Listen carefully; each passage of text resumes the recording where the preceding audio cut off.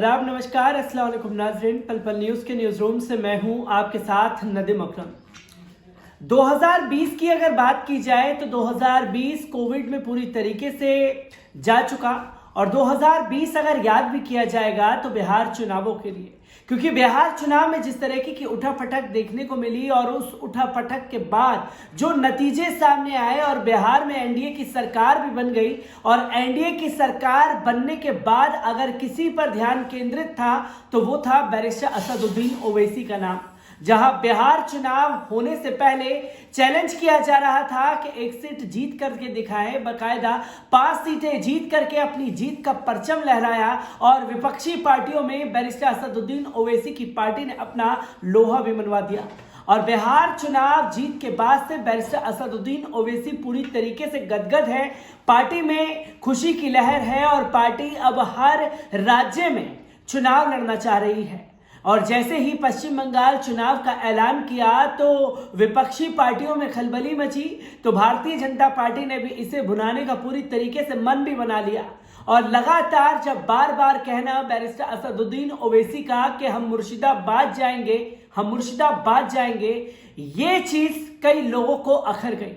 और जब अखर गई तो पश्चिम बंगाल की तृणमूल कांग्रेस खुल करके मैदान में आ गई। अब भारतीय जनता पार्टी के साथ साथ अब खुल करके बैरिस्टर असदुद्दीन ओवैसी के ऊपर भी प्रहार करने लगी है, क्योंकि 2021 में पश्चिम बंगाल, असम और इसी के साथ साथ तमिलनाडु में चुनाव होने हैं। पश्चिम बंगाल और तमिलनाडु में अपने पैर पसार रही बैरिस्टर असदुद्दीन ओवैसी की पार्टी हर दमखम लगा करके कुछ सीटें निकालना चाहेगी, पर इसी के साथ साथ लगातार सवाल खड़ा हो रहा है कि आखिरकार पश्चिम बंगाल जा क्यों रहे हैं। राजनीतिक पार्टी है तो चुनाव लड़ने का अधिकार है और जब अधिकार है तो कहीं भी जाने से किसी को कोई गुरेज नहीं होना चाहिए। और जब पार्टी वहां चुनाव लड़ने के लिए जाएगी तो विपक्षी पार्टियों में खलबली मचेगी और विपक्षी पार्टियां खुल करके प्रहार भी करने लगेंगी। और पश्चिम बंगाल में भी अब ऐसा ही साफ तौर पर दिखने लगा है और बैरिस्टर असदुद्दीन ओवैसी के ऊपर ममता बनर्जी भी खुल करके प्रहार करने लगी हैं। और क्या कुछ कहा है और क्या बैरिस्टर असदुद्दीन ओवैसी ने इसका जवाब दिया है, इसके बारे में भी जान लेना बहुत जरूरी है, क्योंकि अब सियासी उठापटक पश्चिम बंगाल में तेज हो गई है। आपको जानकारी के लिए बता दूं, पश्चिम बंगाल में होने वाले विधानसभा चुनाव से पहले सियासी पारा चढ़ता जा रहा है। सूबे की मुख्यमंत्री ममता बनर्जी की पार्टी टीएमसी को टक्कर देने के लिए भाजपा के वरिष्ठ नेता लगातार राज्य में रैलियां कर रहे हैं। वहीं विधानसभा चुनाव के मद्देनजर ममता ने भी हुंकार भर दी है। मुख्यमंत्री ममता बनर्जी ने मंगलवार को एक चुनावी रैली में भाजपा पर निशाना साधते हुए कहा कि भाजपा असदुद्दीन ओवैसी की पार्टी एआईएमआईएम को बंगाल में लाने का प्रयास कर रही है। वहीं ममता के इस आरोप पर ऑल इंडिया मजलिस इत्तेहादुल मुस्लिमीन के प्रमुख और हैदराबाद सांसद बैरिस्टर असदुद्दीन ओवैसी ने कहा कि आज तक कोई पैदा नहीं हुआ जो असदुद्दीन ओवैसी को पैसों से खरीद सके। जुबानी जंग तेज हो गई। इससे पहले आपको बता दें कि हैदराबाद सांसद ने कहा था, आज तक कोई ऐसा आदमी पैदा नहीं हुआ जो पैसों से असदुद्दीन ओवैसी को खरीद सके।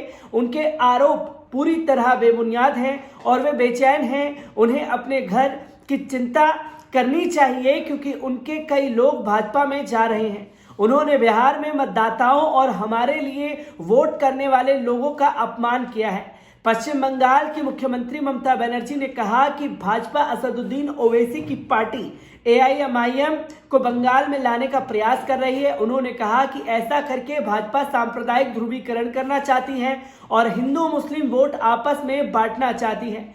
बनर्जी ने जलपाईगुड़ी में एक रैली को संबोधित करते हुए कहा कि मुस्लिम मतों को विभाजित करने के उद्देश्य से हैदराबाद की एक पार्टी को यहां लाने के खातिर भाजपा करोड़ों रुपए खर्च कर रही है। योजना है कि हिंदू मत भाजपा के पाले में चले जाएंगे और मुस्लिम मत हैदराबाद की इस पार्टी को मिल जाएंगे।